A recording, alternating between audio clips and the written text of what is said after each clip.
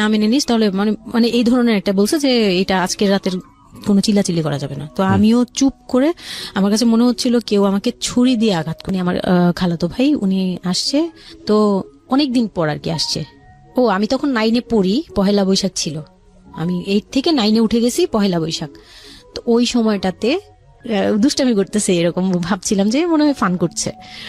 আমি আমি ওর সাথে আবার কতক্ষণ চিল্লাচিল্লি, যাই উল্টাপাল্টা কথা বলিস কেন এই সেই। আমার নাম শামিমা। শামিমা, বয়স কত? বয়স এখন 27। 27 ইয়ার্স। ওকে, জন্ম জেলা? জন্ম পুরান ঢাকায়। পুরান ঢাকাতে আপনার জন্ম? হ্যাঁ, পুরান ঢাকাতেই আমার ফ্যামিলি। তার মানে আপনি ঢাকাইয়া কুট্টি যেটাকে বলে বলতে পারেন এরকমই। আচ্ছা, পুরান ঢাকার ভাষা পারেন? হ্যাঁ। ওকে, ঠিক আছে, আপনি যে ভাষাতে যেভাবে বলতে কমফোর্ট ফিল করেন সেভাবেই বলবেন।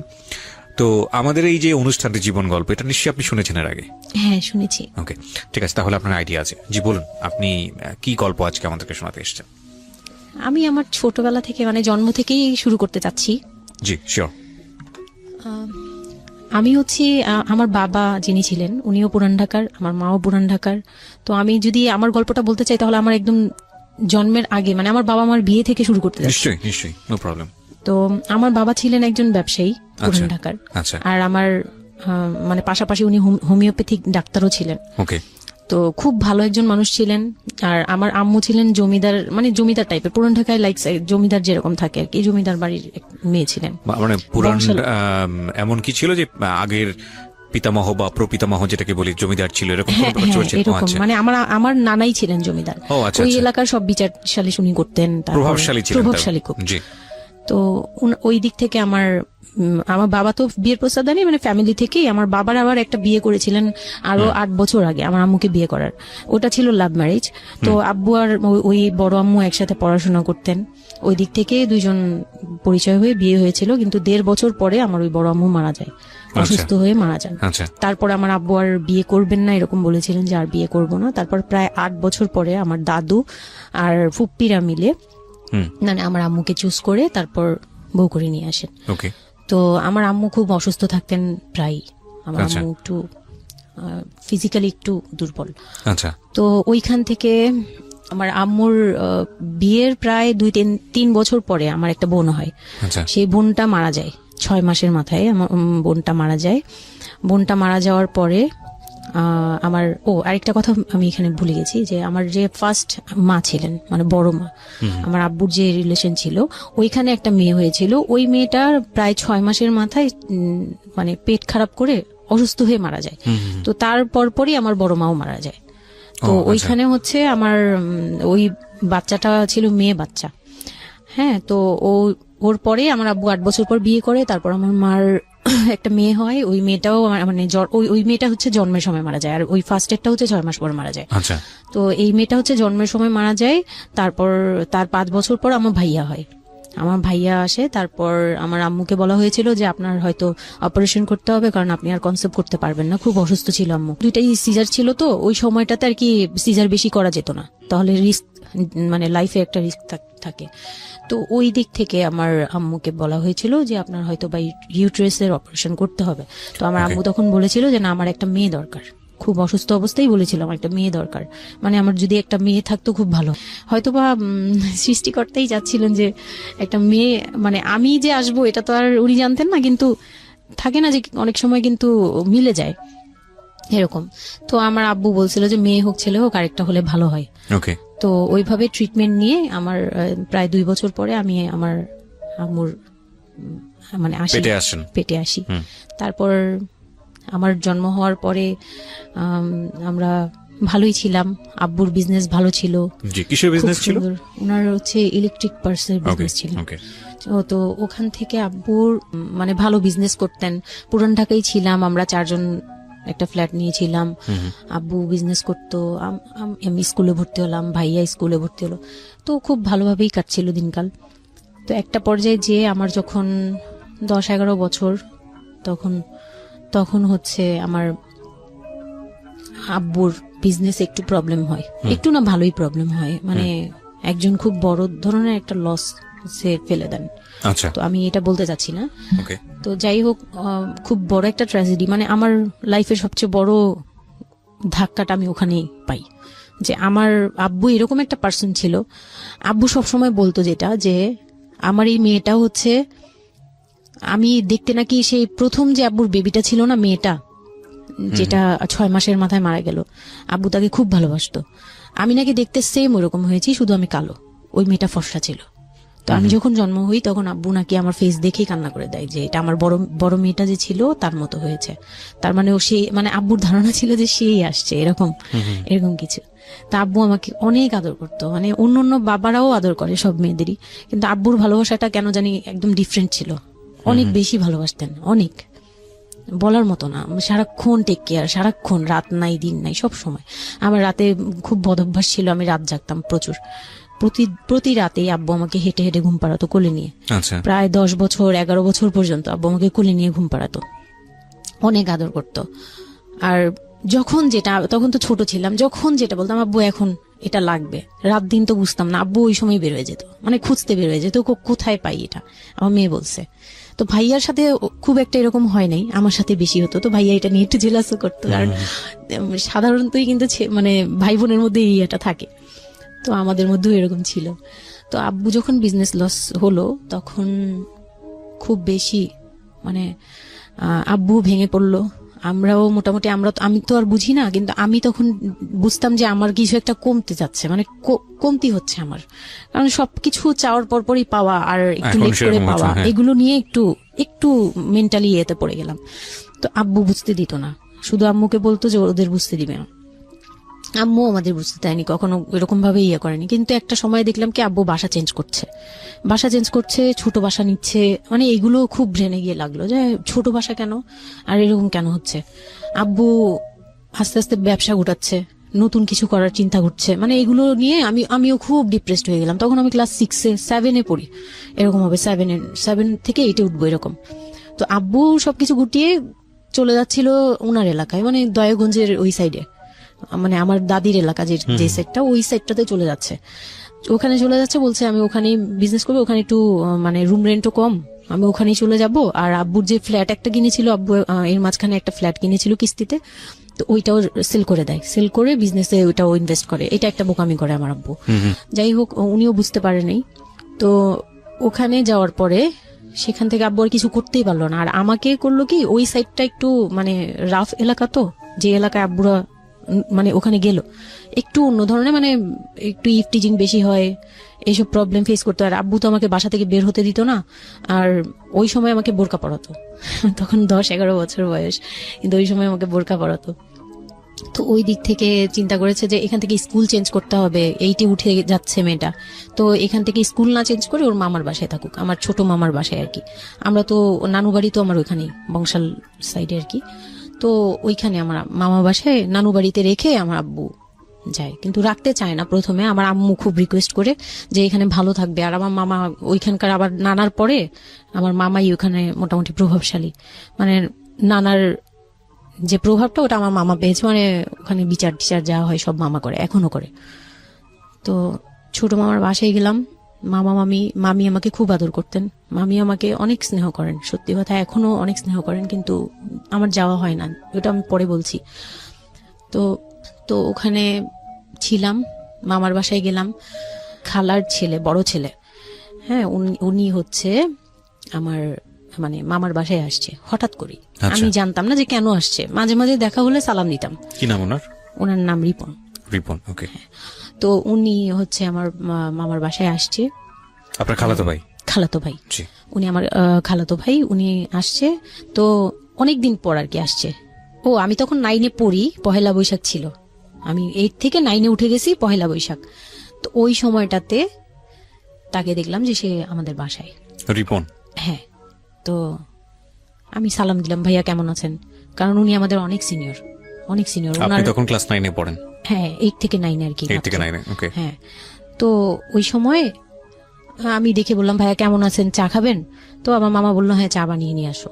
তো আমি গিয়ে পরে শুনি যে আমার মামাতো ভাই আমাকে বলতেছে যে আমার মামাতো ভাই আবার আমার একদম মানে আপন ভাইয়ের চেয়েও বেশি বলবো, কারণ ওর সাথে আমি সবকিছু, মানে ও আর আমি একসাথে বড় হয়েছি, কখনো মনে হয়নি যে এটা আমার মামাতো ভাই, নিজের ভাই মনে হতো। তো আমার বলতেছে যে তুই তো এখন আন্টি হয়ে যাবি, মানে দুষ্টুমি করতেছে যে তুই তো এখন বড় ভাবি হয়ে যাবি, হ্যান তেন। আমি বলি কেন?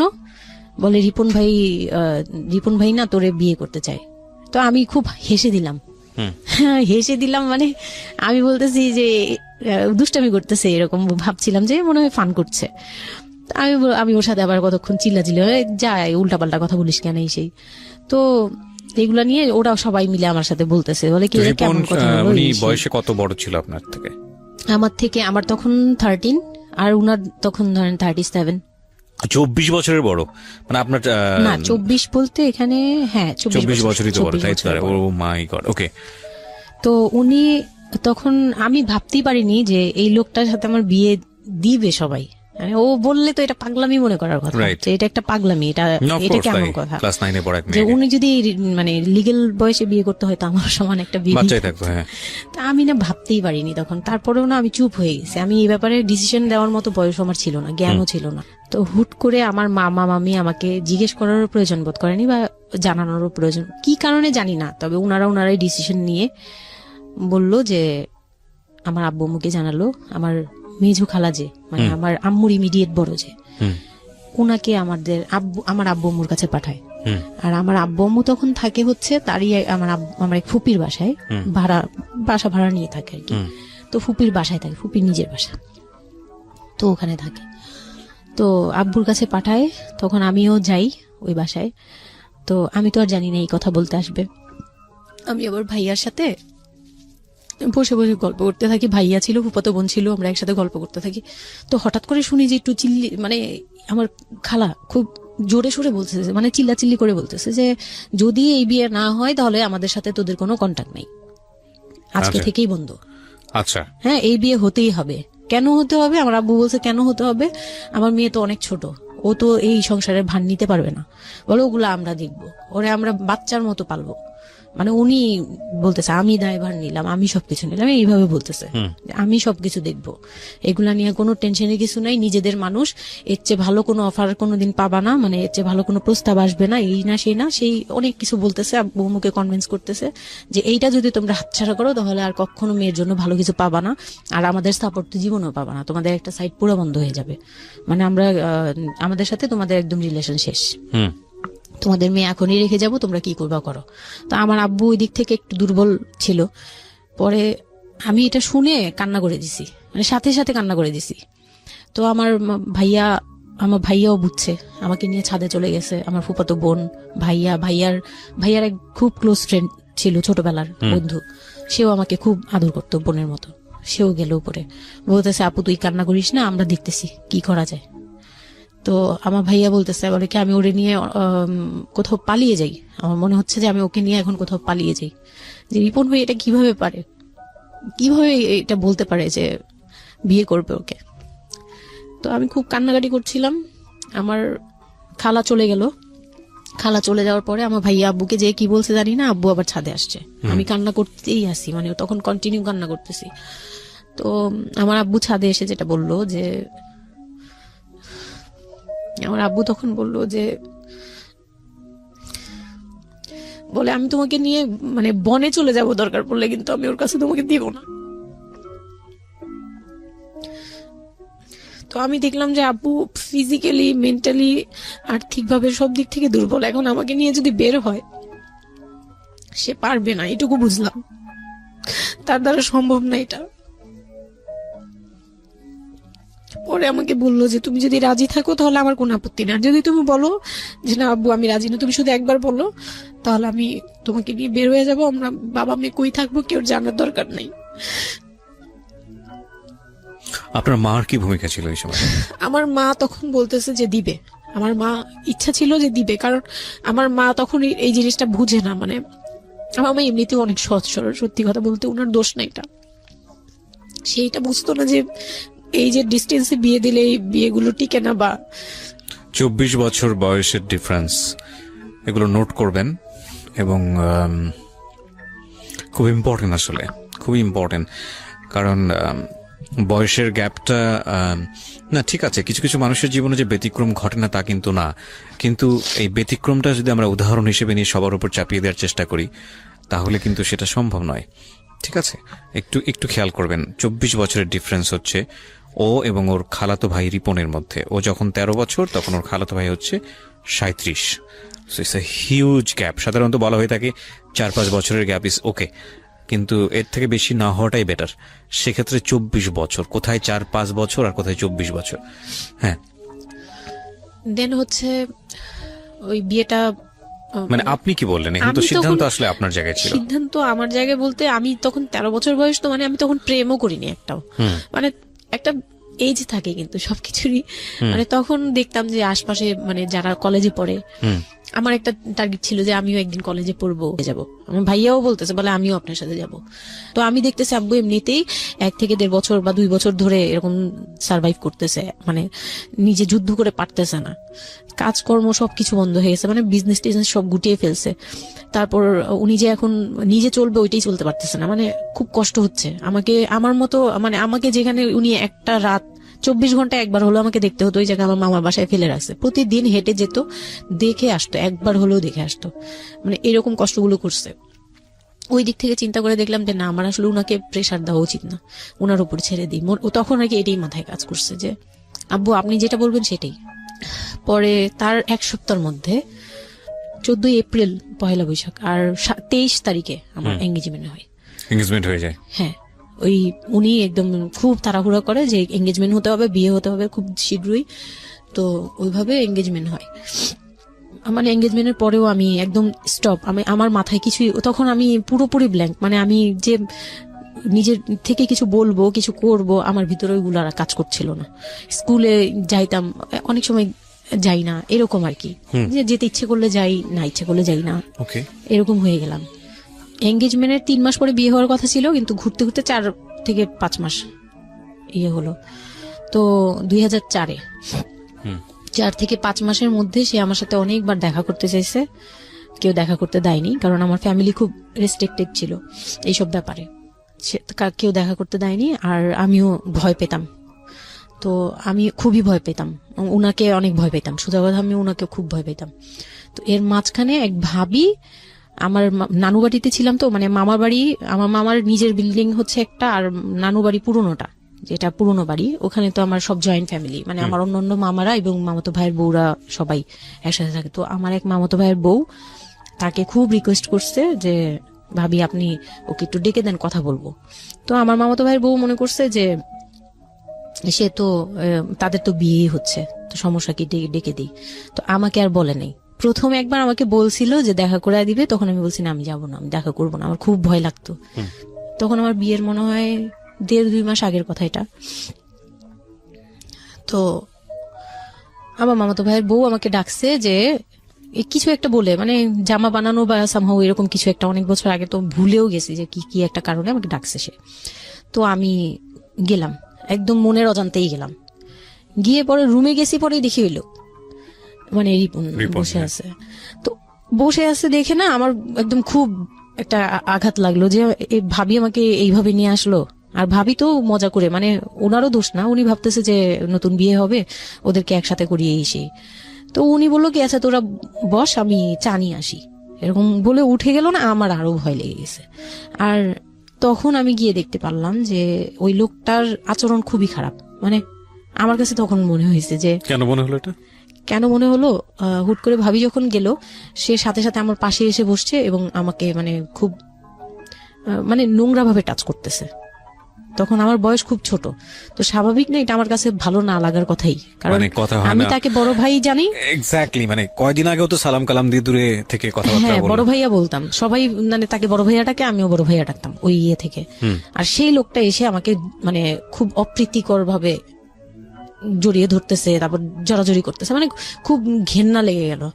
আমি খুব জোরাজোরি করে আমি বললাম আমি এখন চিল্লাচিল্লি করবো, মানে তখন আমার খুব খারাপ লাগতেছিল, তখন বললাম আমি চিল্লাচিল্লি করবো বলে আমি একটু জোরে বলছি। পরে উনি আমাকে ছেড়ে দিছে, আমি এমন দূর দিছি একবারে সরাসরি মানে মামার বাসায় চলে গেছি, আর আসিনি। আর ওখানে গিয়ে অনেক কান্নাকাটি করছে যে এখন তো নাও করা যাবে না, আর এই লোকটা এরকম কেন, এই লোকটা তো তাহলে বিয়ের পরে, মানে আমার একটা ভয় ঢুকিয়ে গেছে যে এই লোকটা তো তাহলে আমাকে না জানি কি করবে, এরকম একটা ভয় ঢুকিয়ে গেছে। তখন তো ছোট ছিলাম, আর আমাদের ওই সময়টাতে তো এত মিডিয়া ছিল না যে আমরা এত কিছু বুঝবো যে এই আর কি। তো ওখানে তারপর 1.5 থেকে 2 মাস পরে বিয়ে হলো। এর মাঝখানে অনেকবার ফোন টোন করতো, ইয়ে করতো, আমি রেসপন্স করতাম না। তো বিয়ে যেদিন হলো বিয়ের রাতের কথাটা কি বলবো? নিশ্চয়ই আপনার যদি মনে হয় যে বিষয়টা সামাজিকতার জায়গাটা থেকে খুব সেন্সিটিভ, একটা মেয়ের মানসিকতার জায়গাটা থেকে, যেটা আসলে এটা আমার বলার মতো শক্তিও নাই। সত্যি কথা বলতে আমি এটাই আমার লাইফের সবচেয়ে বড় ট্র্যাজেডি, বিয়ের রাত।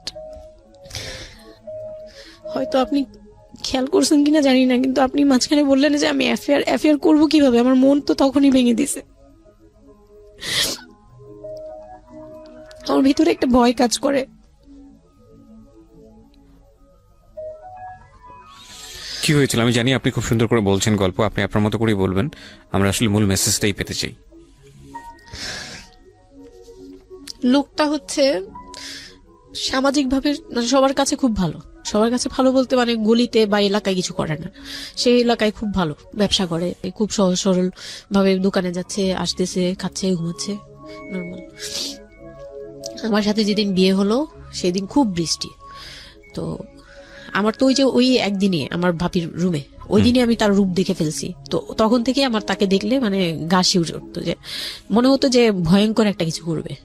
মানে মনে হতো, তখন আমি বুঝতাম না, সেক্সুয়াল লাইফটা বুঝতাম না যে সেক্স কি জিনিস, কিন্তু তখন একটা ভয় ঢুকে গেছে, খুব চাপা একটা ভয়। প্রথম কথা হচ্ছে যে আপনি একটা ছেলে এবং মেয়ের মধ্যে যে স্বাভাবিক সম্পর্কটা বিবাহ পরবর্তী, এটা সম্পর্কে আপনার কোনো আইডিয়া ছিল? আপনাকে কেউ বলেছে? এটা সম্পর্কে কোনো আইডিয়াই ছিল না, শুধু জানতাম যে কিছু একটা হয়, কিন্তু কি হয় সেটা আপনি জানতেন না।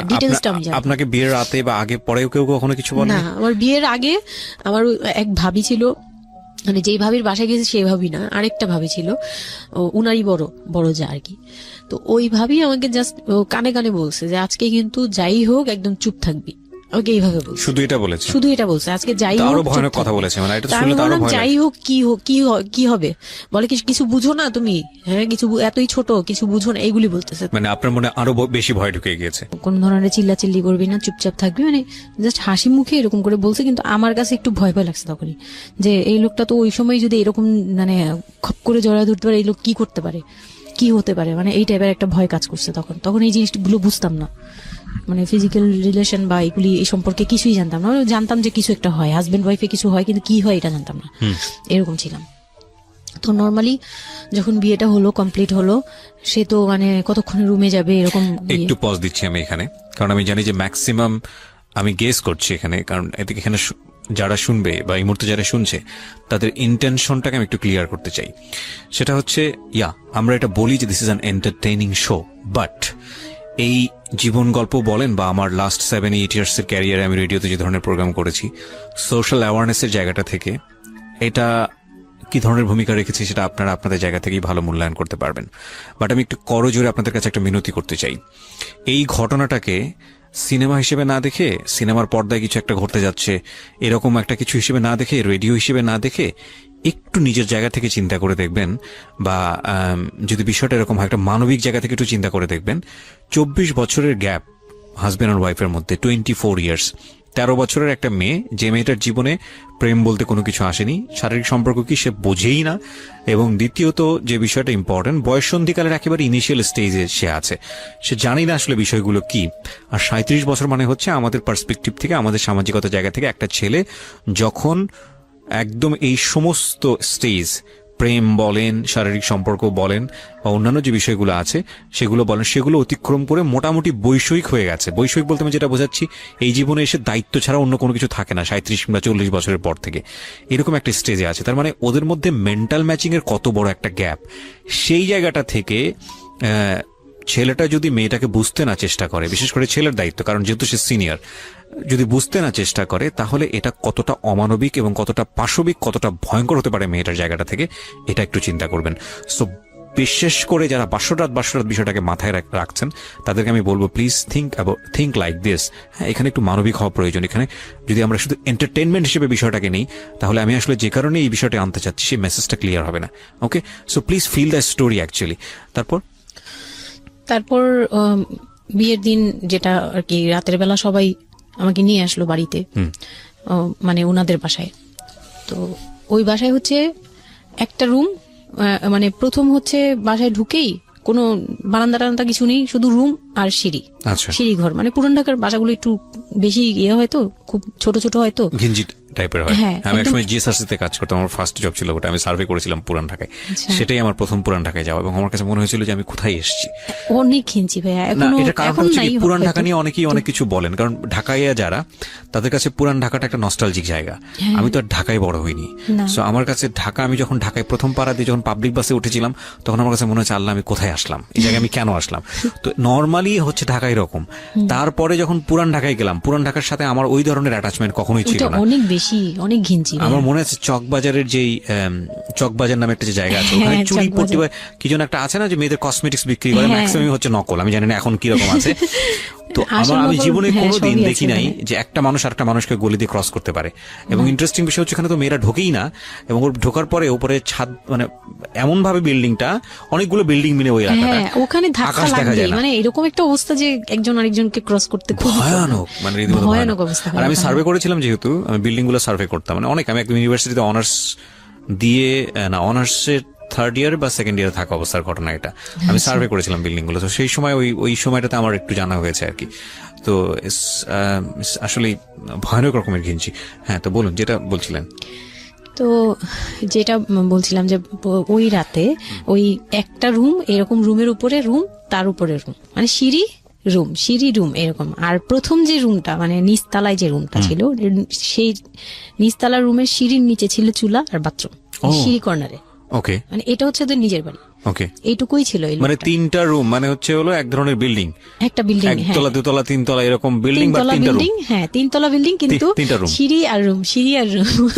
মানে কত অল্প জায়গার মধ্যে এই জিনিসটা ম্যানেজ করেছে। হ্যাঁ, আমি পরে শুনেছি যে এটা আধা কাঠারও নিচে, আধা কাঠারও নিচে, ওই 1 শতক বা হাফ শতক জমি যেটাকে বলে। হ্যাঁ, শুধু একটা রুম আর সিঁড়ি, এইটুকু। তো ওইটুকুর মধ্যেই মানে বাড়িটা। তো ওই বাড়িতে আমার খালার বাড়ি ছিল, আমি তো প্রায়ই যেতাম, বেড়াতে যেতাম ছোটবেলায়।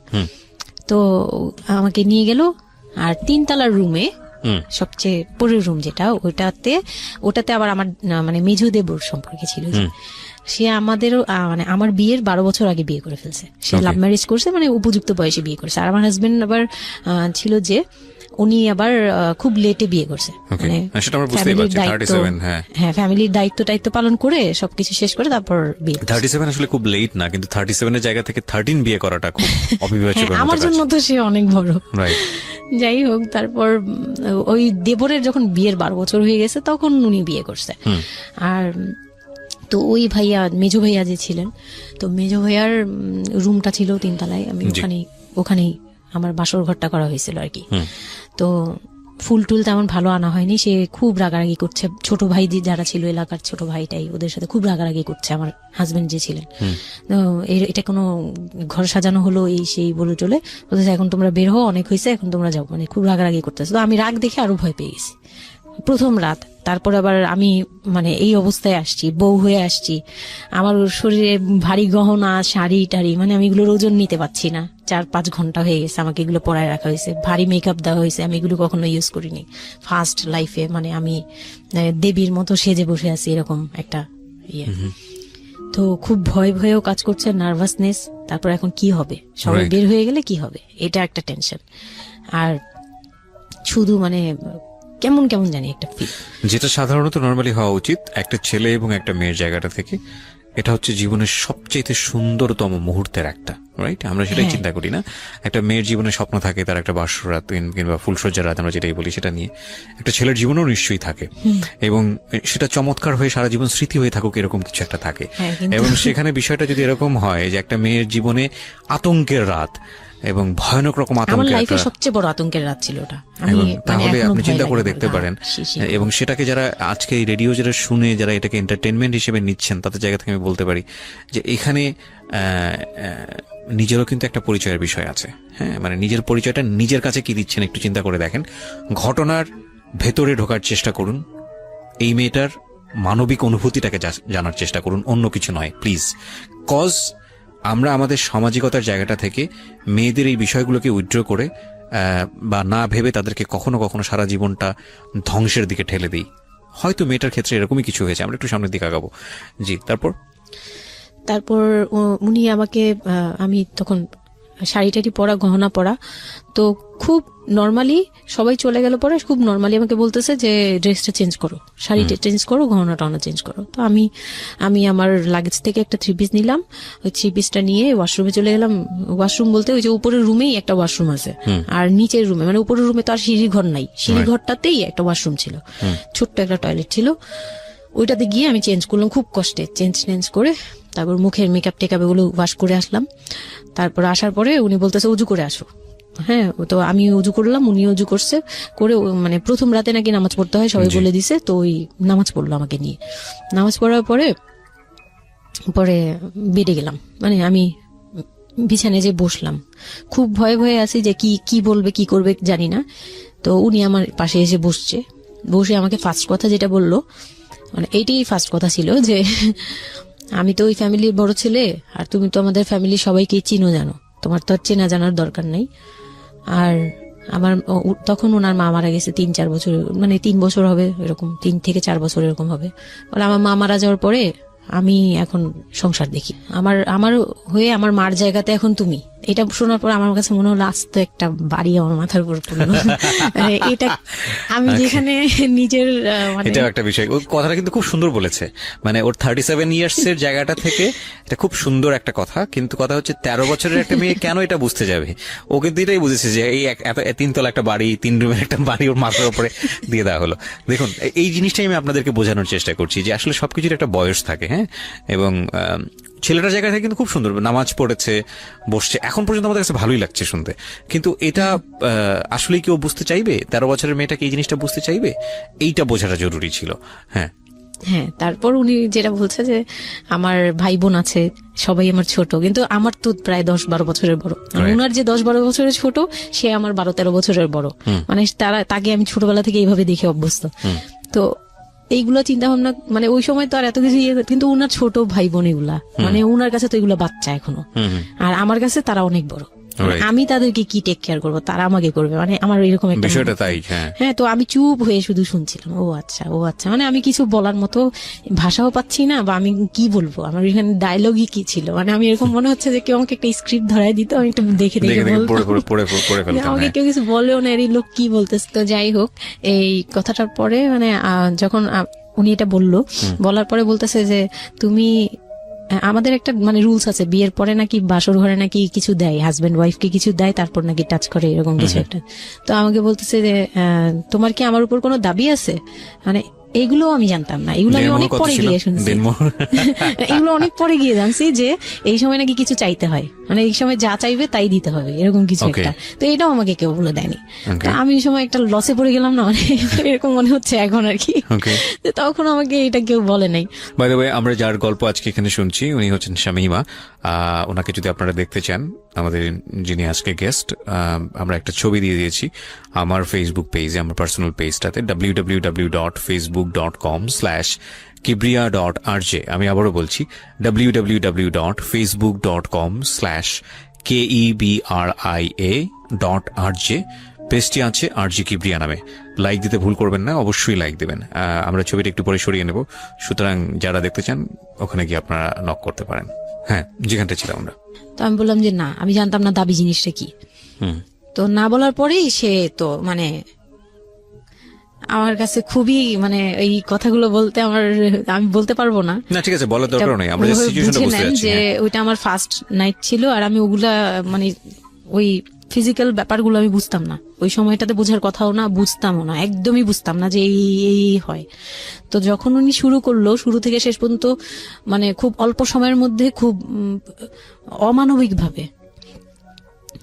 অমানবিকভাবে, মানে এটা এখন বর্তমানে যদি আমি কল্পনা করতে যাই, তাহলে এটা একমাত্র পারে রেপিস্টরাই পারবে, এটা রেপ ছাড়া কিছু ছিল না। আমি মেনে নিস তাহলে, মানে এই ধরনের একটা বলছে যে এটা আজকের রাতের কোনো চিল্লাচিল্লি করা যাবে না। তো আমিও চুপ করে, আমার কাছে মনে হচ্ছিল কেউ আমাকে ছুরি দিয়ে আঘাত করতেছে, মানে মনে হচ্ছিল যে কেউ আমাকে ছুরি দিয়ে আঘাত করতেছে, আর আমি ব্লাড দিয়ে পুরো, মানে আমার শরীরে সব ব্লাড বের হয়ে যাচ্ছে, আমার এরকম মনে হচ্ছে যে আমার শরীর থেকে সব ব্লাড বের হয়ে যাচ্ছে, আমি মানে গরু কাটলে যেরকম করে না, আমি ওরকম কাঁপতেছি, কিন্তু সে তার কাজ করলো। আমি খুব অবাক হয়েছি যে আমি উঠে বসতে পারতেছিলাম না, সে আমাকে টান দিয়ে উঠে বসাইছে, বসায় বলতেছে ওয়াশরুমে যাও। আমি ওয়াশরুমে কিভাবে গেছি আমি জানি না, আমি খুব ধরে ধরে খুব মানে খুব কষ্টে কাঁপতে কাঁপতে ওয়াশরুমে গেলাম, ফ্রেশ হয়ে আসলাম। আসার পর আমি খুব কষ্টে যে আমি যখন বিছানায় মানে ঘুমাতে যাব তখন আবার মাই গুডনেস, এরকম করে সে সারা রাতে মানে রাত 3টা থেকে ভোর সকাল 8টা পর্যন্ত 4বার আমার সাথে এইরকম করলো। আমি আর সকালে উঠতে পারি না, মানে আমি উঠে বসতে পারি না।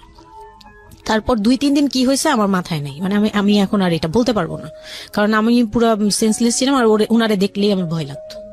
সে যতবার আসতেছে সামনে। 2-3 দিন আপনি সেন্সলেস অবস্থায় ছিলেন? আমি জানি, মানে আমি সেন্স ছিল, কিন্তু আমি এখন গল্পটা বলতে পারবো না যে এই 2-3 দিনে কি হয়েছে।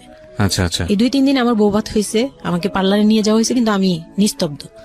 আর তখন আমার মানে শারীরিক কন্ডিশন খুব খারাপ, কিন্তু সবাই বুঝতেছিল, কিন্তু কেউ বুঝতে দিচ্ছিল না আমাকে। মানে এভরিবডি অ্যাভয়েড দিস, মানে সবাই জিনিসটাকে অ্যাভয়েড করছে, তারা পার্টিটাকে এনজয় করছে। এটা শুধু আপনার ফ্যামিলির সমস্যা না, এটা আমাদের পুরো সমাজেরই সমস্যা। এটা সমাজটাই অ্যাভয়েড করে। এবং আমার মনে আছে I face huge difficulty for the first time যখন আমি রেডিওতে এই ধরনের একটা, আমি নট আজকেই না প্রথম, আমি এটা আগে বিষয়গুলো খুব চ্যালেঞ্জ জায়গা থেকে আমি প্রচার করার চেষ্টা করেছিলাম। অ্যান্ড আই ফেস, এগুলো হয়তো আমার লিসনাররা কখনোই জানে না, আই ফেস হিউজ ডিফিকাল্টিস। যখন আমার প্রথম বইটা পাবলিশড হয় সেটা নিয়েও আমার একটা বড় ধরনের ডিফিকাল্টি ফেস করতে হয়েছে। একটা অদ্ভুত বিষয় হচ্ছে আমাদের সমাজে এই বিষয়গুলোকে আমরা অ্যাভয়েড করি, আমরা ঢেকে রাখতে চাই, আমরা মনে করি এটা একটা ট্যাবু, এটা সমাজে 8-10 জন মানুষের সামনে এটা নিয়ে আলোচনা করা যায় না। একটু চিন্তা করে দেখবেন, আলোচনা করা যায় না এটা কোন অর্থে?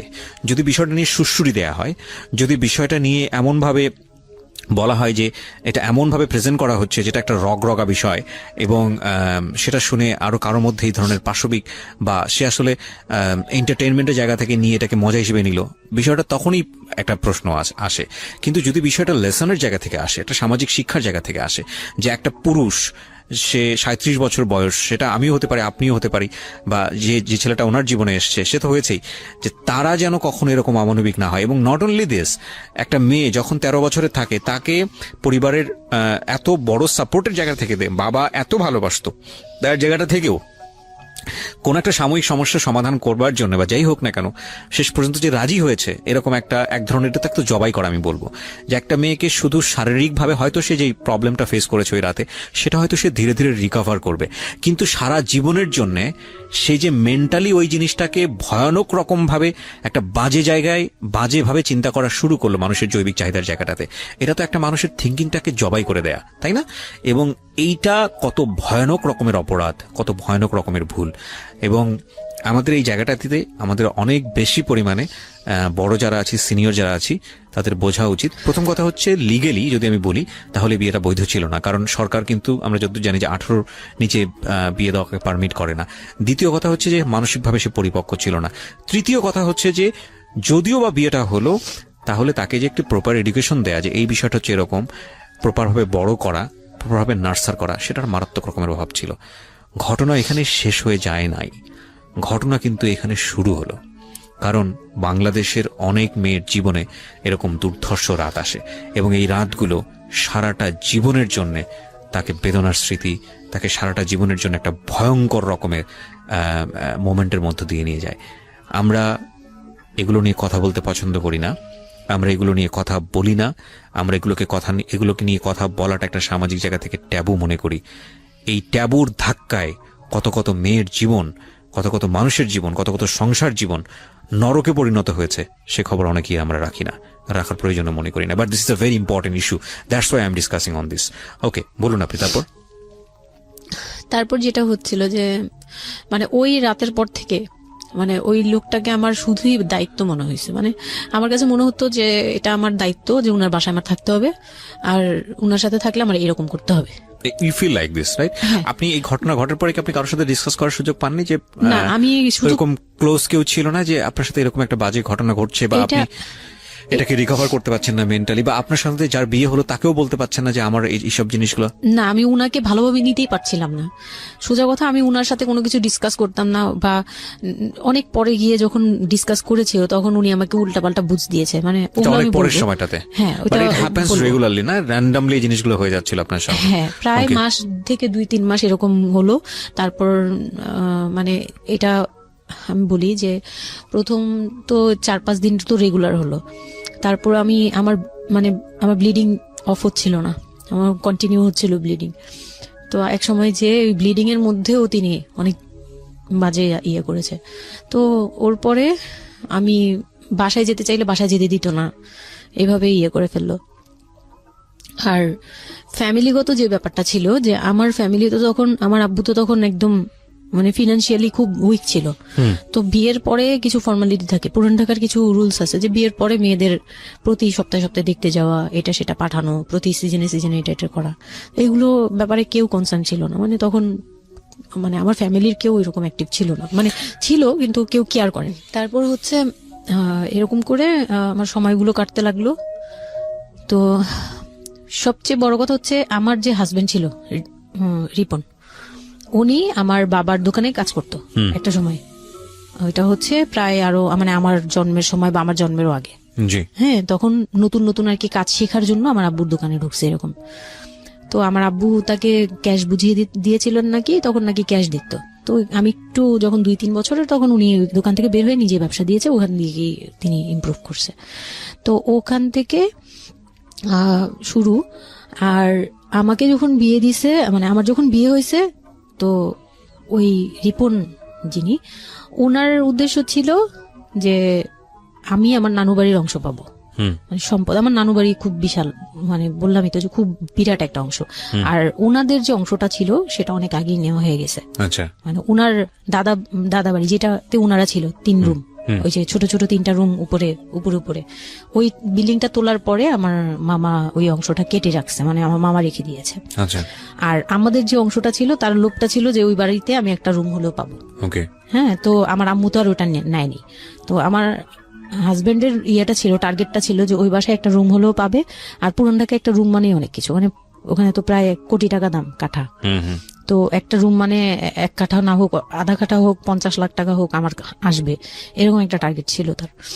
তো আর বিয়ের সময় তো অনেক কিছু নিয়ে, মানে গহনা টহনা নিয়ে, ফার্নিচার নিয়ে নানান কথা তো শুনতে হয়েছে, ওগুলাও ফেস করছি। মানে খুব পেইনফুল ছিল ওগুলা, কারণ আমি তখন এত কিছু বুঝি না। আমি তখন মাত্র মানে জামা কাপড় বানাই, ঘুরি ফিরি, খাই দেই, ব্যাস ওই পর্যন্তই। আমি কারো জিনিস নিয়েও মাথা ঘামাই না। ওখানে আমার উপরে প্রেশার আসছে যে আমার ফার্নিচার এমন কেন, আমার গহনা এমন কেন, তুমি বাসায় বলো না কেন, তোমার খাট এখনো আসতেছে না কেন। আমার বিয়ের পর খুব বৃষ্টি ছিল তখন, মানে আমার ফার্নিচার, আমার চাচা ছিল ফার্নিচারের, ওনার বিজনেস। তো আমার চাচার ফ্যাক্টরি থেকেই সবগুলো ফার্নিচার আসবে। তো ওনারা বলতেছে যে জাস্ট একটা কারণেই লেট হচ্ছে, রোদ পাচ্ছি না, রোদ পেলে তারপর কাঠগুলো শুকাবে, তারপরে হ্যাঁ, মানে জয়েন্ট দিলেই এখন এটা ফেটে যাবে, এখন জয়েন্ট দিলে প্রবলেম হবে। এই জিনিসটা ওরা বুঝতেছে না। ওরা বলতেছে কেন দেরি করছে, নাকি ফাঁকি দিচ্ছে, নানান ধরনের কথা তৈরি করতেছে। আর এই দিক দিয়ে আমি পেইন খাচ্ছি, ওই দিকে এক পেইন, মানে রাতে গিয়ে এক পেইন, দিনের বেলা এই পেইন। মানে আমি পুরো মানসিকভাবে, মানে বলে না যে আমি হয়তো বা প্যারালাইজড এর মতো হয়ে গেছিলাম। আমার মানসিক ভাবটা জাস্ট শুনি আর শুনি, কিছু বলতে পারছি না এরকম। আর বাসায় গিয়ে কোনো কিছু বলি না, কারণ আব্বু অসুস্থ। আব্বু মেন্টালি অনেক প্রবলেম। আব্বু যখনই জিজ্ঞেস করে আম্মু তুমি ভালো আছো তো, আমি খালি হাসি দিয়ে বলছি হ্যাঁ। যতবার জিজ্ঞেস করে তুমি খুশি আছো তো, আমি হ্যাঁ। আমি এই একটা কথাই বলছি, হ্যাঁ ভালো আছি। আসলে আমি ভালো ছিলাম না, কিন্তু বুঝতে দেইনি। ওই লোকটার ছোট বোনগুলো আমার সাথে অনেক রাফ বিহেভ করছে।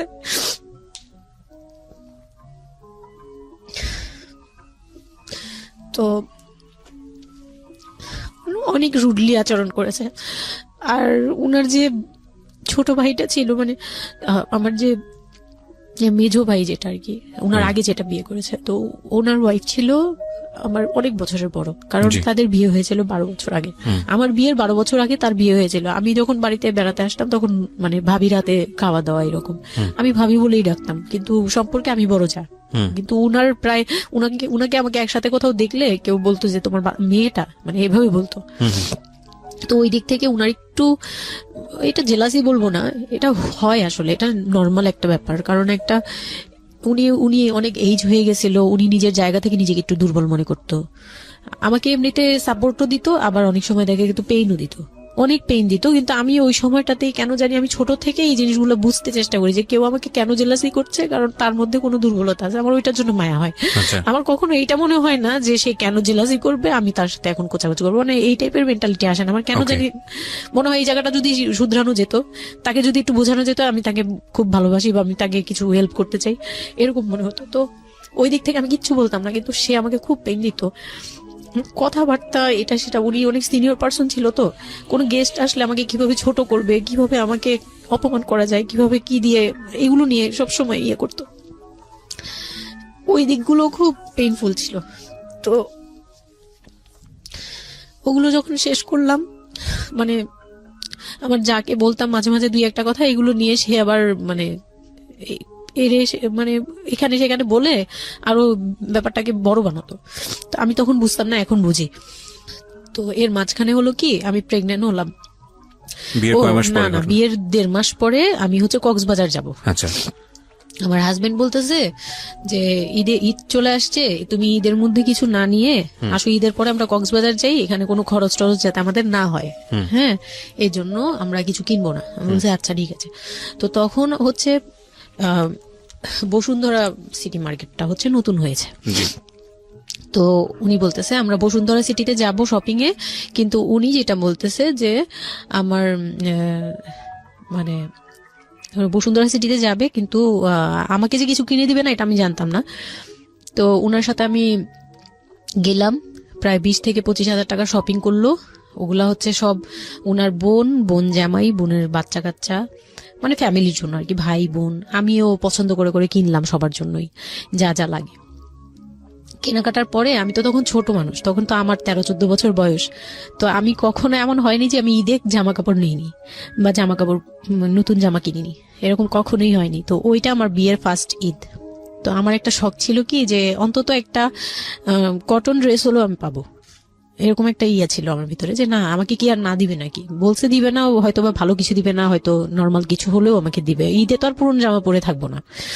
তো আমার এরকম ধারণা ছিল। ও পুরো শপিংটা শেষ করলো সারাদিনে, আমি রোজা রেখে পুরো শপিংটা করলাম খুব চয়েস করে করে। লাস্ট মোমেন্টে যে সে আমাকে নিয়ে চলে আসতেছে, যখন সে আমাকে নিয়ে রওনা দিল, মানে আমার মনটা খারাপ হয়ে গেল। আমি কিচ্ছু বলিনি, প্রথম ঈদ এটা। তো আমি কিচ্ছু বলিনি। such a idiot, মানে নাথিং টু সে, মানে স্পিচলেস টোটালি। হ্যাঁ, পরে উনি কিচ্ছু কিনে দিল না আমাকে। তখন আমি না, মনটা খারাপ হলো আমার, কারণ স্বাভাবিক এটা আমার এখনকার বয়স। উনি আমাকে করলো কি যে আসার সময় বলতেছে যে একবারে নিচে, তখন বলতেছে তোমার কি মন খারাপ? আমি বলছি যে না, আমি তো কিছু নেই নাই, ঈদের দিন কি পরবো? তো বলতেছে তোমার তো অনেক ড্রেস নিয়ে আসছো, ওগুলা থেকেই পরো, ওগুলাই তো এখনো পুরোনো হয়নি, এখন দরকার কি আছে কেনার? বলে তারপরে চুড়ি দেখলো, চুড়ি দেখে আমাকে 2 মুঠ চুড়ি কিনে দিল 200 টাকা। এই ছিল আমার ঈদের মানে ফার্স্ট অ্যান্ড লাস্ট, এইটাই ছিল আমার শপিং, আর কোনো কিচ্ছু কিনে দেয়নি সে আমাকে। তো বাসায় আসলাম, বাসায় আসার পরে তার ভাই বোনরা বলতেছে যে সবার জন্য কিনছেন, ওর জন্য কিছু নেন নাই। সে আমাকে মানে তার ফ্যামিলি থেকে আমাকে সেভ করবে কি, সে আমাকে বরঞ্চ বলতেছে যে ওরে কি কিনে দিব, ওর বাসা থেকে আমারে কি দিছে যে আমি ওকে কিনে দিব। তখন আমি বুঝলাম যে ও আচ্ছা, সে কিনে দেয়নি। হ্যাঁ, তো আমি আর বাসায় কিন্তু কিছু বলিনি বা বাসায় যাইও নাই। এর মধ্যে বাসা থেকে আসলে সামর্থ্য কি ছিল আপনার ফ্যামিলিকে, মানে কিনে দেওয়া হয়েছিল কি ঈদের প্রথম দিন জামাইকে কিছু কিনে দেওয়া বা এরকম কোনো কিছু? হ্যাঁ, এটা করেছিল চান রাতে, একবারে লাস্টের দিকে শপিংটা হয়েছে তার আগে। তো সে এটা বলে ফেললো প্রায় 20 রোজার পরে এই ঘটনা আর কি। তো একবারে চাঁদ রাতের দিন আমার ভাই আর কি একটা পাঞ্জাবি গিফট করলো তাকে, আর সে আমাকে আর কিছুই দিল না। হ্যাঁ, সে ভাবতেছে যে আমি বুঝি বাসায় জানানোর পরে তখন এটা হ্যাঁ, তখন গিয়ে আরো খেপে গেল যে আমি নাকি বাসায় জানাইছি, তাকে ছোট করলাম এই জন্য। কিন্তু আসলে মানে সত্যি কথা বলতে যে আমি কিছুই বলি নাই, আমার মুখ দিয়ে তখন কথাই আসতো না, আমি ম্যানেজ কি করব, আমার তো কিছুই মাথায় থাকতো না তখন আমি তো পুরো মেন্টালি একটা ইয়েতে ছিলাম।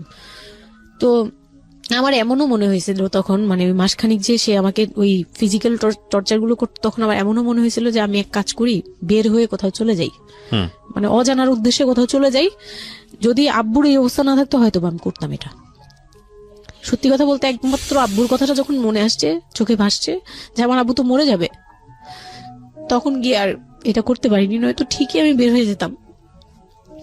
তো ঈদ আসলো, ঈদের পরের দিন কক্সবাজারের উদ্দেশ্যে রওনা দিল।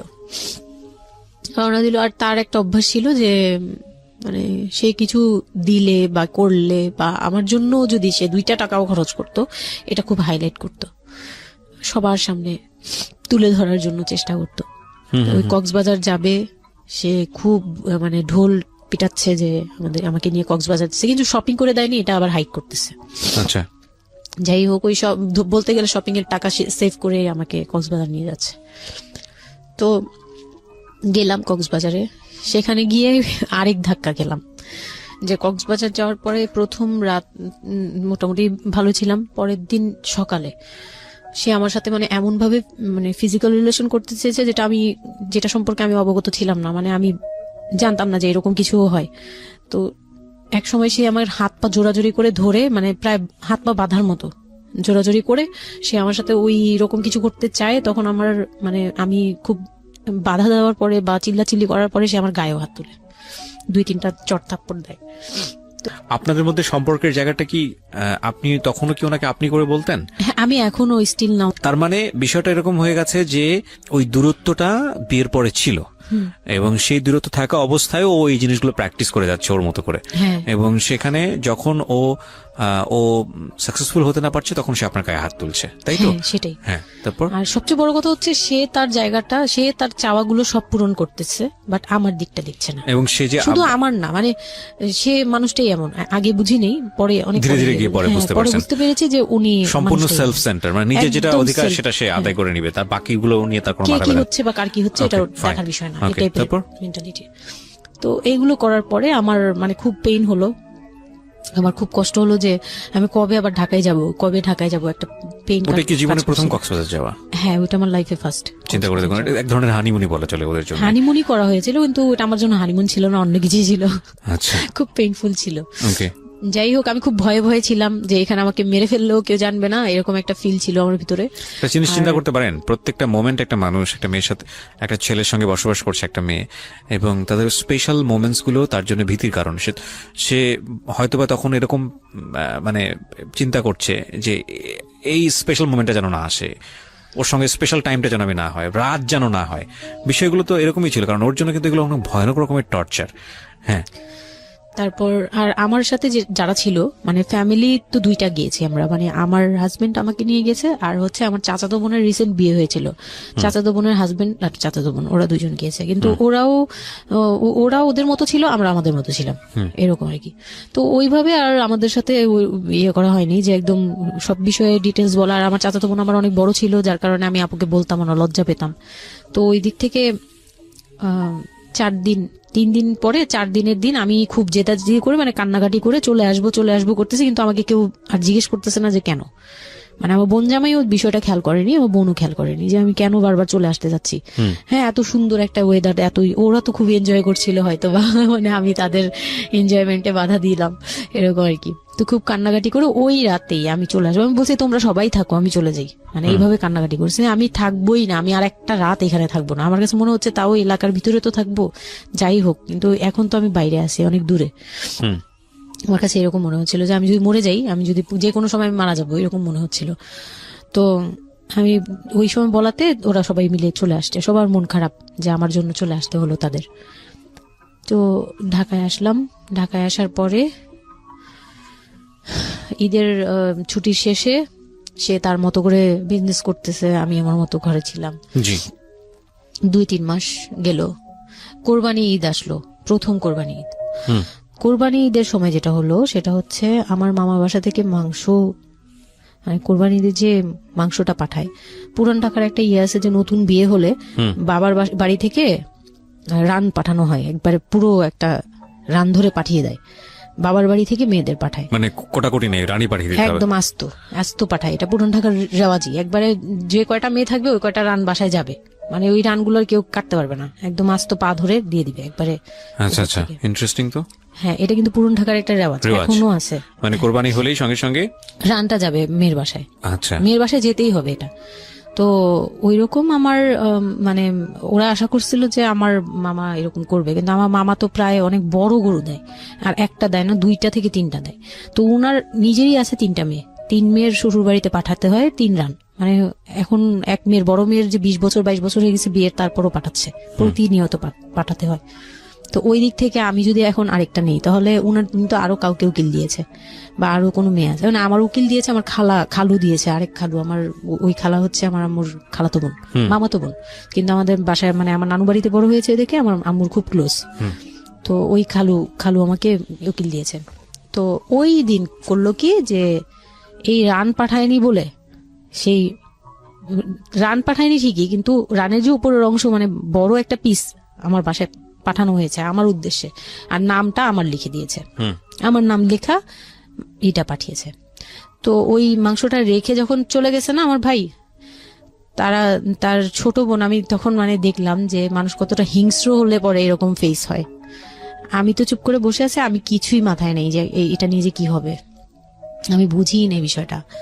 সে মাংসটা ধরে রাস্তায় ফেলে দিছে ঈদের দিন রাস্তায় ফেলে, এই মাংসে কেন ওর নাম লেখা থাকবে, তাহলে এই যে আমরা কি, আমরাও তো ভাগ্নি, মানে আমরাও ভাগ্নি, আমাদের বাড়িতে আমার মাংস আসছে, ওর নাম দিয়ে আসছে, তাহলে রান আসলো না কেন? দোষ হয়ে গেছে, এটা খুব বড় অন্যায় হয়ে গেছে। ভয়ানক। আমি ভয়ানক বলছি এই কারণে যে আমাদের সমাজে কিছু কালচার আছে যেগুলো আসলে মেয়ের বাড়ি থেকে পূরণ করা হয়, ধরে নেওয়া হয়, বা ছেলের বাড়ি থেকেও। সেটা পাঠ্য বইয়ে তো থাকে না, এগুলা মানে কালচারে আছে, এগুলো শুনতে ভালো লাগে, কিন্তু প্র্যাকটিসের জায়গা থেকে যদি এটা অত্যাবশ্যকীয় নিয়ম হয়ে যায়, কখনো কখনো যেটা কতটা ভয়ানক পেইনফুল হয়। কান্ট ইউ এভার ইমাজিন যে বাবার সামর্থ্য নাই, তারপরে তাকে চিন্তা করতে হচ্ছে যে আমার মেয়ের বাড়িতে একটা রান পাঠাতে হবে, আমার কোরবানি দেওয়ার সামর্থ্য নাই, এই রান পাঠানোর জন্য আমাকে কোরবানি দিতে হচ্ছে। মানে আমাদের এই ব্যাড প্র্যাকটিসগুলা কতটা ভয়ানক হয়ে গেছে আমাদের সমাজে, এবং ইনফ্যাক্ট এগুলো নিয়ে কেউ কখনো কথা বলে না। এগুলো নিয়ে কথা বলা উচিত। একটা মানুষ, একটা সোসাইটি চেঞ্জ হবে কিভাবে, একটা মানে পুরো কমিউনিটি চেঞ্জ হবে কিভাবে, একটা রাষ্ট্র চেঞ্জ হবে কিভাবে, এই ছোট ছোট আমরা তো সব জায়গাতেই পয়জনাস। এই ছোট ছোট বিষয়গুলো যদি চেঞ্জ না হয়, আমরা যে এত ডিগ্রি নিচ্ছি, প্রতি বছর পিএইচডি, ভুরি পিএইচডি বের হচ্ছে, ডক্টরেট, হ্যাঁ, আমাদের বিশ্ববিদ্যালয়ে ভরে যাচ্ছে, আমাদের ছেলেমেয়েরা গোল্ডেন A+, আমাদের পাশের হার বাড়ছে, কিন্তু এই সব যে মানে খোরা কালচার, ল্যাংড়া টাইপের কালচার, এগুলোর যে পরিবর্তন হচ্ছে না, বা এগুলো নিয়ে যে কেউ কখনো কোনো কথা বলে না, এগুলো নিয়ে না পত্রপত্রিকায় কথা হয়, না কোনো মিডিয়াতে কথা হয়, অথচ এগুলো আমাদের জীবনটাকে পঙ্গু করে দিচ্ছে, এবং এগুলো নিয়ে কেউ কখনো কথা বলে না। আমরা যৌতুক নিয়ে কথা বলি, এবং যৌতুক একটা ঘাতক ব্যাধি, আমরা যৌতুক মোকাবেলা করতে পেরেছি, কিন্তু এই কালচারের মধ্যে যে যৌতুক ঢুকে বসে আছে, সেটা নিয়ে আমরা কেউ কখনো কথা বলি না, এবং এগুলো নিয়ে কথা বলা উচিত। কথা নইলে আমরা আসলে কিওর হব কিভাবে? আমরা যে বলি যে আমাদেরকে শুদ্ধ হতে হবে, আমরা মানুষ হিসেবে ভালো হতে হবে, বাট হাউ? আমাদের তো রন্ধ্রে প্রবলেম। সো প্রবলেমটাকে প্রবলেম বলা উচিত, অ্যাটলিস্ট কাউকে না কাউকে তো স্পিক আউট করতে হবে, এবং স্পিক আউট করলে তাহলে এই প্রবলেমগুলো সামনে আসবে, এবং সামনে আসলে এগুলো নিয়ে কিওর নিয়েও মানুষ কথাবার্তা বলবে।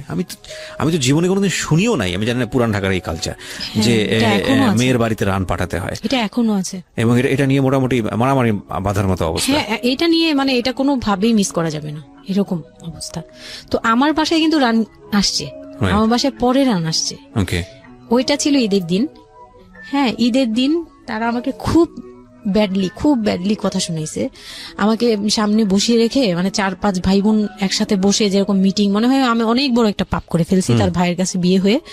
আমার পাপ হয়েছে যে আমি নাকি তার ভাইকে কিভাবে ভুলিয়ে ভালিয়ে, আমি তখন ভুলাবো কি, আমার তো ভালানোর প্রশ্নই আসে না। আমি তখন মনে মনে মানে হাসিও পাচ্ছে, আমি অবাক হচ্ছি যে এগুলো কি বলতেছে, আমি নাকি তাদের ভাইকে হাত করেছি, এই টাইপের কি কথা বলতে, মানে আমি এখন বলতে পারবো না বুঝিয়ে।